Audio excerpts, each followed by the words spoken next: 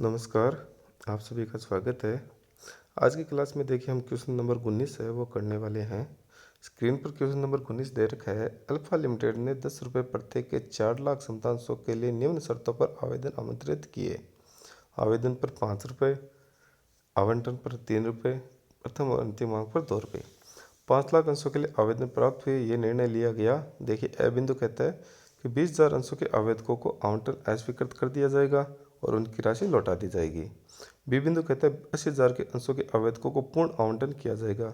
और स बिंदु कहता है शेष बच्चे अंशों को अन्य आवेदकों के बीच अनुपातिक आधार पर आवंटन किया जाएगा। और बिंदु द कहता है अधिक आवेदन राशि को आवंटन राशि के भुगतान में उपयोग किया जाएगा। एक आवेदक जिसको आनुपातिक आधार पर आवंटन किया गया, जिसने आवंटन और मांग राशि का भुगतान नहीं किया और उसके 400 अंशों का हरण कर लिया गया। इन अंशों का पुनः निगमन 9 रुपये प्रति अंश पर किया गया। रोजनामचा प्रविष्टियों को दर्शाएं और उपरोक्त का अभिलेखन करने के लिए रोकड़ पुस्तक तैयार कीजिए। देखिए भाई, प्रश्न को हमने ध्यान से पढ़ लिया। अब इस प्रश्न को हल करेंगे। मैं एक चीज़ आपको हमेशा कहता हूँ कि प्रश्न को हल करने से पहले हमें प्रश्न को समझना बहुत ज़रूरी है। प्रश्न को हम एक बार देख लेते हैं सार के रूप में। हमने कितने अंश जारी किए? 4 लाख। आवेदन कितने के लिए आया? 5 लाख। 20,000 अंशों के आवेदकों को हमने कुछ भी नहीं दिया, राशि लौटा दी। 80,000 के अंशों के आवेदकों को हमने कितने दिए? 80,000। तो हमारे पास कितने अंश बच गए? 4 लाख। 4 लाख के आवेदकों को कितना देंगे? 3,20,000 अंश देंगे। क्यों? क्योंकि हमारे पास हमने निर्मित किए थे 4 लाख अंश, जिसमें से 80,000 तो हमने दे दिए, तो शेष कितने बचे? 3,20,000। और आवेदन आया था, उसमें से 1 लाख का समायोजन हो गया, 20,000 की राशि लौटा दी और 80,000 को पूर्ण आवंटन किया गया, तो कितने बचे? 4 लाख। 4 लाख के आवेदकों को कितना अंश देंगे? 3,20,000 देंगे। तो इस सवाल को समझने के लिए हम क्या करेंगे? एक सारणी बनाएंगे। सारणी देखिए आपके सामने बनी हुई है, इसको मैं समझा देता हूँ। इस सारणी में पहला कॉलम है शेयर अप्लाइड, आवेदित अंशों का। अमाउंट रिसीव्ड, जो हमें राशि प्राप्त हो गई। शेयर इशूड के कितने अंश हमने जारी किए। Application, allotment, first and final call, refund. Application पर 5 रुपये, अलॉटमेंट पर 3 रुपये और फर्स्ट एंड फाइनल कॉल पे 2 रुपये। ठीक है। देखिए सबसे पहले बात करते हैं 20,000 अंश जो आवेदित थे, उनकी 5 रुपये के हिसाब से कितनी राशि प्राप्त हुई? 1 लाख। और इनको कुछ भी इश्यू नहीं किया गया, तो पूरी राशि हमने लौटा दी। ठीक है। दूसरा है 80,000 अंशों के आवेदक है, तो इनका आवेदन भी 80,000 का है और इनको अलॉटमेंट भी या इश्यू भी कितने किए गए हैं? 80,000 किए गए हैं, समान आवंटन किया गया है। तो 80,000 आवेदकों का 5 रुपये के हिसाब से कितनी राशि प्राप्त हुई? 4 लाख रुपये। तो ये तो हो गई एप्लीकेशन की। और 80,000 रुपये की 3 रुपये के हिसाब से अलॉटमेंट की कितनी? 2,40,000 रुपये। और 80,000 की 2 रुपये के हिसाब से फर्स्ट एंड फाइनल कॉल की 1,60,000 रुपये। ठीक है। तो हमारे पास अब आवेदित अंश कितने बच गए? 5 लाख आवेदन था, जिसमें से 1 लाख रुपए का ये हो गया एडजस्टमेंट, 4 लाख अंश बच गए। तो 4 लाख के आवेदकों को कितने अंश देंगे? 3,20,000 अंश देंगे अनुपातिक आधार पर। ठीक है। अब देखिए कि 4 लाख अंशों का 5 रुपये के हिसाब से एप्लीकेशन की राशि कितनी प्राप्त हुई? 20 लाख रुपए। जबकि 3,20,000 अंशों का 5 रुपये के हिसाब से कितने रुपए प्राप्त होने थे? 16 रुपये, 16 लाख रुपए। तो कितनी एडवांस आ गई? 4 लाख रुपए।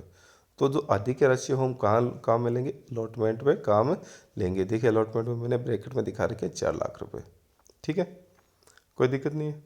अब देखिए कि हमारे हमने निगमित कितने किए? 4 लाख अंश। और अलॉटमेंट राशि कितनी? 3 रुपये। तो अलॉटमेंट के कितने रुपए प्राप्त होने चाहिए? 12 लाख। और ये जो 4 लाख अंश है वो 2 भागों में बंटे हुए थे, एक तो 80,000 और एक 3,20,000। ठीक है। तो 80,000 रुपये की तो अलॉटमेंट की राशि होगी 3 रुपये के से 2,40,000 और 3,20,000 अंशों की होगी 3 रुपये से 9,60,000 रुपये। इश्यूड शेयर है, इससे हमें गुणा करके देखना है। ठीक है। तो हमें राशि कितनी प्राप्त होनी चाहिए? 12 लाख रुपए प्राप्त होनी चाहिए। लेकिन एक 400 अंशों का जो अंशधारी है उसने आवंटन की राशि का भुगतान नहीं किया, तो इसकी जो बकाया राशि है वो हम प्राप्त घटा देंगे तो हमें प्राप्त राशि आ जाएगी। तो जो बकाया राशि है वो कैसे निकालेंगे? देखिए हमारे पास जो 4 लाख रुपए एडवांस प्राप्त हो रखे हैं वो कितने अंशों के हैं? 3,20,000 अंशों के। और हमें कितने अंशों का निकालना? 4 अंशों का। तो 4 लाख बटा 3,20,000 गुणा 400, तो 500 रुपये हमारे पास 400 अंशों के पड़े हैं। अब 400 अंशों की बकाया राशि कैसे निकालेंगे? तो 400 अंशों का 3 रुपये के हिसाब से अलॉटमेंट की राशि कितनी होती है? 1,200 रुपये। जिसमें से 500 रुपये हमारे पास पड़े हैं, तो इसकी कितनी राशि प्राप्त नहीं हुई? 700 रुपये बकाया है। तो 12 लाख में से 700 रुपये बकाया घटा देते हैं तो नगद कितनी प्राप्त होगी? और 4 लाख रुपए तो एडजस्टमेंट वाले पड़े हैं, तो 4 लाख रुपए वो घट जाएंगे, तो कितने रुपए बचे? 8 लाख रुपए। और 8 लाख में से 700 रुपये हमें बकाया रहेंगे, तो 7,99,300 रुपये हमें नगद प्राप्त होंगे। देखिए यहाँ पर कितने दिखा रखे हैं? 7,99,300 रुपये। ठीक है। फर्स्ट एंड फाइनल कॉल की बात करते हैं तो 4 लाख अंशों का 2 रुपये के हिसाब से कितने रुपए प्राप्त होने हैं? 8 लाख रुपए। ठीक है। और एक अंशधारी जिसके पास 400 अंश है और उसने 2 रुपये के हिसाब से कितने रुपए नहीं दिए? 800 रुपये। तो 800 रुपये घटा देते हैं तो 7,99,200 रुपये। तो हमें कितने प्राप्त होंगे? देखिए फर्स्ट एंड फाइनल करके 7,99,200 रुपये। देखिए अब हमें इस पर्सन में जर्नल बनानी है और कैश बुक बनानी है। जर्नल में प्रविष्टियाँ करेंगे और कैश बुक में बैंक से संबंधित सभी जो व्यवहार है उनका लेखा करेंगे। ठीक है। अब सबसे पहले कि हमें जो राशि प्राप्त होती है एप्लीकेशन की, उसके लिए हम क्या प्रविष्टि करते हैं? Bank account debit to equity share application. और एप्लीकेशन की राशि है वो कितनी प्राप्त हुई? 5 लाख अंशों की 5 रुपये के हिसाब से कितने प्राप्त हुए? 25 लाख रुपए। देखिए कैश बुक बनाते हैं इसके साथ में। कैश बुक के देखिए डेबिट साइड में नाम पक्ष में हम क्या करते हैं? जो राशि प्राप्त होती है उसको दिखाते हैं, और जमा पक्ष में जो राशि हम भुगतान करते हैं उसको दिखाते हैं। तो सबसे पहले तो हमें क्या हुआ है? एप्लीकेशन की राशि प्राप्त हुई है, तो to equity share application account कितने? 25 लाख रुपए। ठीक है। अब इसको जब हम कैपिटल अकाउंट में ट्रांसफर करेंगे, जो अधिक राशि है उसका समायोजन अलॉटमेंट में करेंगे, तो किस प्रकार से हम प्रविष्टि करेंगे? देखिए एप्लीकेशन पे हमें ये ध्यान रखना है कि हमने 20,000 अंशों की राशि वापस लौटा दी थी। 20,000 अंशों की 5 रुपये के हिसाब से कितने लौटा दी वापस? 1 लाख रुपये। तो प्राप्त करने की प्रविष्टि डेबिट में, तो लौटाने की क्रेडिट में। By equity share application account 1 lakh रुपये। ठीक है। तो 25 लाख में से 1 लाख रुपए तो हमने लौटा दी, तो हमारे पास एप्लीकेशन की राशि कितनी बची? 24 लाख रुपए। तो 24 लाख की जो समायोजन प्रविष्टि हम करेंगे वो इस प्रकार से करेंगे: to equity share application account 24 lakh रुपए debit, to equity share capital account 20 lakh रुपए, और to equity share allotment account 4 lakh रुपए। तो जो 24 लाख रुपए हमारे पास एप्लीकेशन के प्राप्त हुए हैं, तो उसमें से हमारे पास एप्लीकेशन की कितनी राशि है? 4 लाख अंशों के 5 रुपये के हिसाब से कितने? 20 लाख। और जो एडवांस राशि है वो कल हमने काम में ले ली, अलॉटमेंट में काम ले ली। ठीक है, कोई दिक्कत नहीं। अब जो अलॉटमेंट की ड्यू की पुष्टि हम करेंगे तो 4 लाख अंशों की 3 रुपये के हिसाब से कितने होगी? 12 लाख रुपए। तो जो ड्यू की पुष्टि होगी वो होगी equity share allotment account debit to equity share capital account कितने? 12 लाख रुपए। और अलॉटमेंट पे नगद राशि कितनी प्राप्त हुई? 7,99,300 रुपये। कैसे निकले वो मैंने गणना आपको बता दी।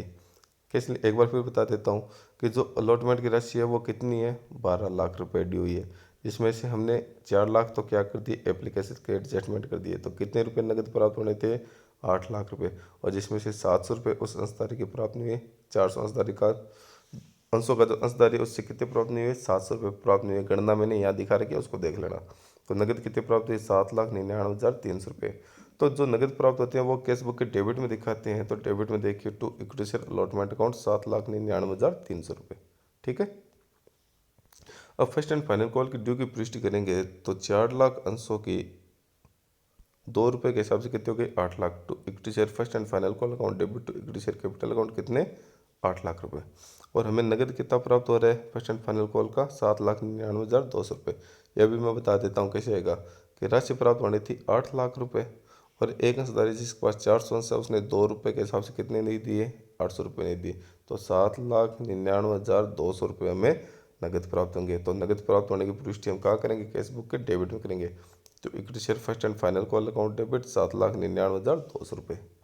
अब जो 400 अंश है वो कंपनी ने क्या कर लिए? हरण कर लिए, जब्त कर लिए। तो जब्त करने की जो पुष्टि है वो आपके सामने इस प्रकार से होगी: to equity share capital account debit to equity share allotment to equity share first and final call to share forfeiture account. 400 अंशों के 10 रुपये के हिसाब से कितनी होगी कैपिटल? 4,000 रुपये। अलॉटमेंट पर बकाया कितने थे? 700 रुपये। फर्स्ट फाइनल कॉल पर बकाया कितने थे? 800 रुपये। और जो राशि प्राप्त होगी वो हमने किस खाते में डाल दी? शेयर फॉर फ्यूचर में डाल दी 2,500 रुपये। ठीक है।